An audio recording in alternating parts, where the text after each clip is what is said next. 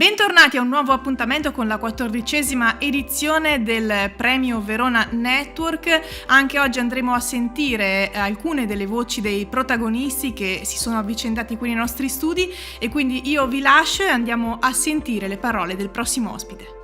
Insomma, Funivia di Malcesine Montebaldo è un'azienda che è costituita da 3 enti, la provincia di Verona, il comune di Malcesine e la Camera di Commercio di Verona.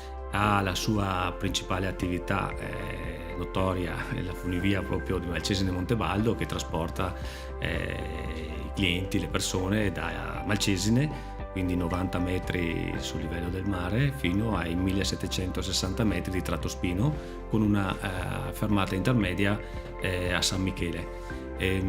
A questo si aggiunge la riapertura degli impianti di Proda Costabella che sono stati seguiti e finanziati e realizzati appunto da ATF, dalla Funivia Malcesine Montebaldo.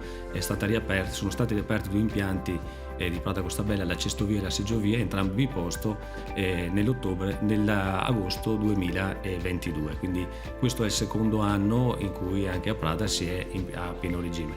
La Funivia di Malcesine, insomma, credo che sia un'infrastruttura e una funivia molto conosciuta. È nata nel 1962, credo delle figure all'allora generale Pariani molto lungimiranti, perché hanno intravisto questa particolarità eccezionale di poter salire dal lago al Montebaldo e regalare quindi emozioni di un panorama e di una natura incontaminata proprio dai 1800 metri di tratto spino. Ha avuto la sua evoluzione, ovviamente la funivia dopo 20 anni, nel 1982, ha avuto una sua prima revisione, erano state cambiate le cabine di allora, poi nel 2002 poi è arrivata la vera e propria rivoluzione, è stata realizzata questa nuova funivia con le cabine del secondo tronco.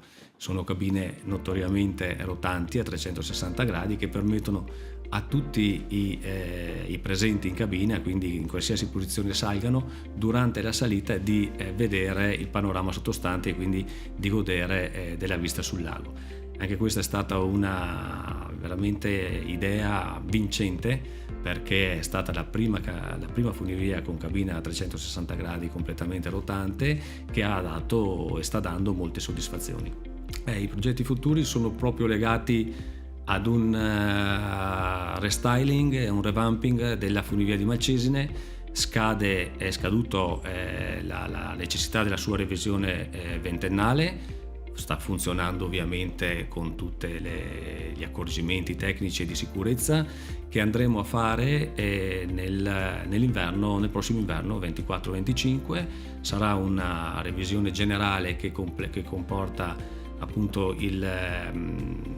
l'ammodernamento di tutte le sue componenti, sia dal punto di vista strutturale, dal punto di vista dell'azionamento e quindi tutta la parte elettrica, nonché anche delle cabine. Avremo delle cabine nuove, moderne, tecnologiche, ancor di più, che costituiranno dal nostro punto di vista un ulteriore richiamo, un ulteriore salto di qualità di immagine per mantenere sempre la funivia di Malcesine all'avanguardia. L'impegno in funivia nasce da una passione vera per la montagna, ancor più per la neve, devo dire. Sempre stato appassionato, sempre stato vicino agli sport invernali che fin da piccolo mi hanno sempre emozionato. È il territorio in cui sono cresciuto, perché il Montebaldo è la mia zona d'origine, e quindi l'impegno e la volontà di creare delle situazioni turisticamente attrattive e di progresso per il territorio del Baldo e del Garda. Questa è una motivazione che credo sia alla base proprio del lavoro, perché il lavoro è impegnativo, ma con questa prospettiva abbiamo raggiunto, per esempio, la riapertura degli impianti di Proda Costabella, abbiamo raggiunto un'importante e vera soddisfazione.